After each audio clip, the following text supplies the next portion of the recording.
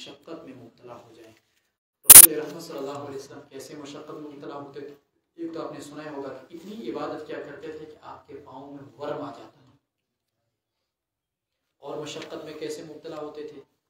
امت کا اتنا دکھ، اتنا غم تھا، اتنی کڑن تھی کہ قرآن نے کہا آپ کو لعلک باخع نفسک ان لم یؤمنوا بہذا الحدیث، اگر اس قرآن کو نہیں مانتے تو کیا آپ اپنے آپ کو بھلا دیں گے، آپ اپنے آپ کو ہلاک کر دیں گے ان کے پیچھے، ان کافروں کے پیچھے؟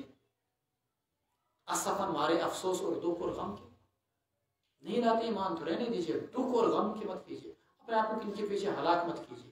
تو قرآن نے کہا ما انزلنا علیک القرآن لتشقی، قرآن کا مقصد کیا ہے؟ الا تذکرۃ، یہ نصیحت ہے، لمن یخشی، اس کے لیے جو ڈرے، تنزیلا، اتاری گئی ہے اس ذات کی طرف سے جس نے کہ آسمانوں کو پیدا کیا، والسماوات العلی، زمین کو پیدا کیا اور اونچے آسمانوں کو، الرحمن، کون ہے وہ رحمان، علی العرش استوی، جو عرش پر مستوی ہو گیا، عرش پر قائم ہے۔ کیونکہ یہ متشابہات میں سے ہے اس لیے اس جملے کی تشریح نہیں کی جائے گی۔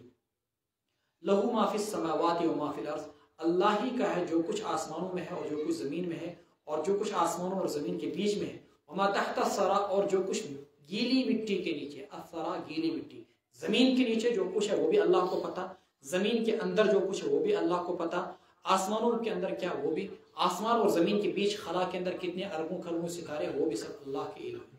حضرت عمر فاروق رضی اللہ تعالیٰ عنہ کو تلوار لے کر نکلے گھر سے کہ مجھے اللہ کے رسول اسلام کو نعوذ باللہ قتل کرنا ہے۔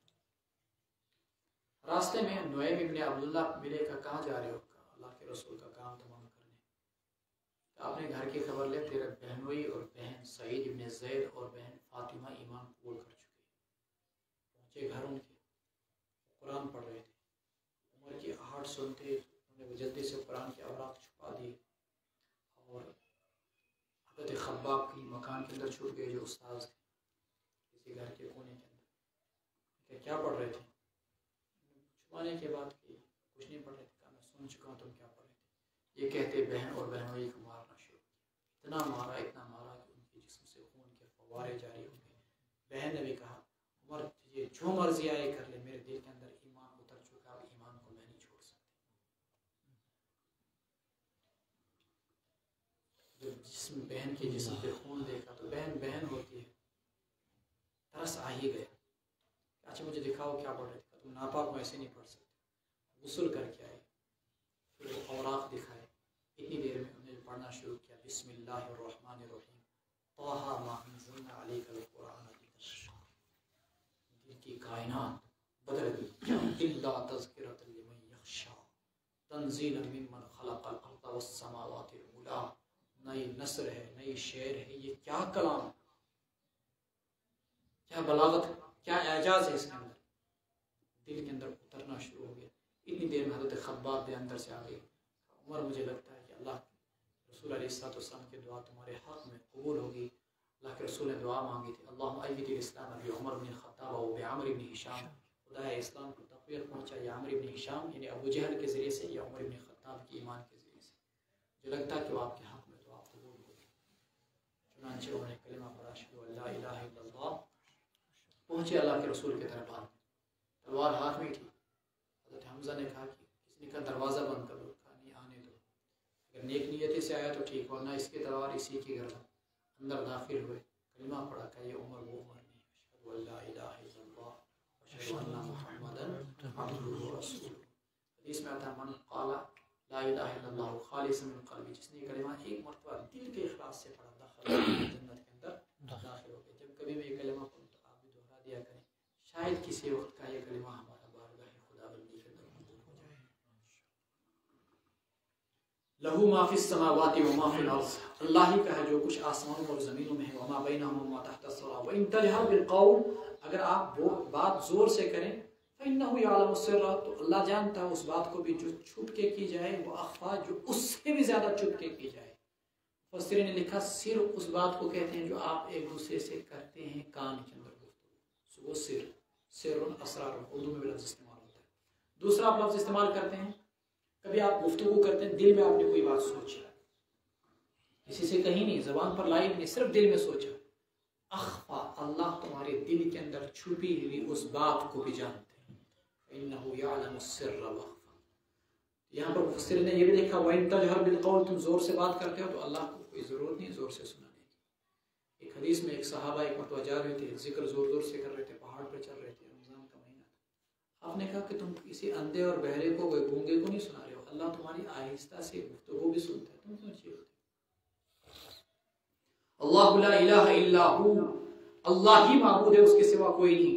لہ الاسماء الحسنى، سارے اچھے نام اسی کے ہیں. وَهَلْ أَتَاكَ حَدِيثُ مُوسَىٰ، کیا آپ کے پاس موسیٰ علیہ السلام کی خبر پہنچی؟ اِذْ رَأَىٰ نَارًا، جب انہوں نے آگ کو دیکھا. فَقَالَ لِأَهْلِهِ امْكُثُوا، کہا اپنے گھر والوں سے ٹھہرو. إِنِّي آنَسْتُ نَارًا، میں نے آگ دیکھی. لَعَلِّي آتِيكُم مِّنْهَا بِقَبَسٍ، تاکہ وہاں سے میں کوئی چنگاری لے آؤں. أَوْ أَجِدُ عَلَى النَّارِ هُدًى، یا میں کوئی رہبری پاؤں اس آگ کے پاس، چونکہ راستہ بھٹک چکے تھے. فَلَمَّا أَتَاهَا نُودِيَ، پر جب وہ آئے آگ کے پاس، نودیہ، انہیں آواز دی گئی. یا موسیٰ انی انا ربک، میں ہوں تمہارا رب. فخلع علیک، اپنی چپلیں اتارو. انک بالوادی المقدس طویٰ، تم ہو مقدس وادی کے اندر یعنی طویٰ کے اندر. وانا اخترتک، اور میں نے تم کو چن لیا ہے پیغمبری کے لیے. فاستمع، غور سے سنو. لما یوحیٰ، اس چیز کو جو تمہاری طرف وحی کی جا رہی ہے. اننی انا اللہ، میں ہوں اللہ. لا الہ الا انا، نہیں ہے کوئی معبود سوائے میرے. فاعبدنی، سو میری ہی عبادت کرو. واقیم الصلاۃ لذکری، اور نماز کو قائم کرو میرے ذکر کے لیے، میری یاد کے لیے. ان الساعۃ آتیۃ، بلا شبہ قیامت آنے والی ہے. اکاد اخفیہا، میں اسے چھپانا چاہتا ہوں. لتجزا، میں تاکہ صلہ دیا جائے، بدلہ دیا جائے. کل نفس بما تسعی، ہر انسان کو اس کے کیے کا. فلا یصدنک عنہا، پس ہرگز نہ روکے آپ کو اس قیامت سے وہ شخص. من لا یؤمن بہا، جو اس قیامت پر یقین نہیں رکھتا. واتبع ہواہ، اور جو اپنی خواہشات کی پیروی کرتا ہے. نتیجتاً وہ تردہ، ہلاکت میں گر جائے گا. فتردہ، یہ پہلا کلام ہے جو اللہ تبارک و تعالیٰ نے موسیٰ علیہ السلام سے کیا، جس میں ان کو یہ بات کہی گئی اللہ کے وحدانیت، صرف اللہ کی بندگی، اقامت الصلاۃ. لیکن اقامت الصلاۃ کس لیے؟ ذکر کے لیے، ذکری، اللہ کی یاد کے لیے. معلوم ہوا نماز کے اندر انسان کو مکمل توجہ کس کی طرف ہونی چاہیے؟ اللہ کی طرف ہونی چاہیے. وما تلک بیمینک یا موسیٰ، موسیٰ تمہارے ہاتھ میں یہ کیا ہے؟ قال ہی عصای، یہ وہیں پر گفتگو ہو رہی ہے وادی مقدس طویٰ کے اندر. اب یہ طویٰ کہاں پر ہے؟ بعض لوگ فرماتے ہیں طور پہاڑ ہے اور اس کا دامن یہ طویٰ ہے. طور پہاڑ کے دامن ہی کے اندر وادی طویٰ ہے.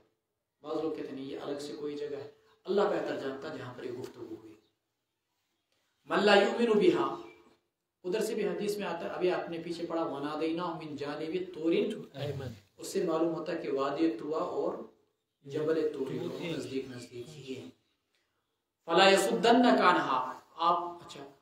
قال ہی عصای، کہا یہ میرا عصا ہے. اتوکل علیہا، اس پر میں ٹیک لگاتا ہوں. واخش بہا علی غنمی، اس کے ذریعے سے میں اپنی بکریوں کے لیے پتے جھاڑتا ہوں. ولی فیہا مآرب اخری، اس میں بہت سارے میرے فائدے ہیں.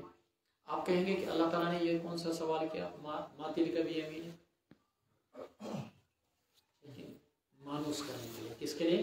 اور دوسری بات، اسی عصا کے ذریعے سے آگے معجزات کا اظہار کرتا تھا، اس لیے کوئی لایانی عبث اور فضول سوال نہیں. معلوم ہو کہ جس سے محبت ہوتی انسان اس سے کلام میں گفتگو کو دراز کرتا ہے. موسیٰ علیہ السلام کو گفتگو میں مزہ آ رہا تھا، تو سوال کا جواب کیا تھا؟ یہ عصا ہے، میرا عصا ہے، مسئلہ ختم. لیکن یہ کیا کہہ رہے ہیں؟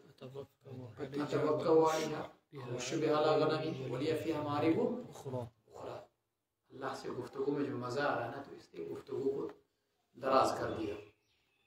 قال القیہا یا موسیٰ، کہا اللہ تعالیٰ نے موسیٰ ڈال دو تم اس کو. فالقاها، موسیٰ علیہ السلام نے عصا نیچے ڈالا. فاذا هي حیۃ تسعى، تو کیا دیکھتے ہیں کہ وہ ایک سانپ ہے دوڑتا ہوا. قال خذها، اللہ نے کہا اس کو پکڑو. ولا تخف، ڈرو نہیں. سنعیدها، ہم اس کو لوٹائیں گے سیرت الاولی، پہلی شکل کے اندر. واضمم یدک، اور ملا لو اپنا ہاتھ الی جناحک، اپنے بازو کے ساتھ ایسے. تخرج بیضاء، جب اس کو باہر سے نکالو گے تو وہ نکلے گا سفید ہو کر. من غیر سوء، کوئی بیماری کے بغیر، ایسا نہیں کوئی برس کی بیماری ہوگی. چمکتا ہوا روشن سفید ہاتھ. یہ دوسرا معجزہ ہے. آیتن اخری لنریک، تاکہ ہم آپ کو دکھلائیں اپنے بڑے بڑے معجزات. اذهب، جاؤ تم الی فرعون، کدھر؟ فرعون کے پاس. انہ طغی، وہ سرکش ہو گیا. صدق اللہ العلی العظیم.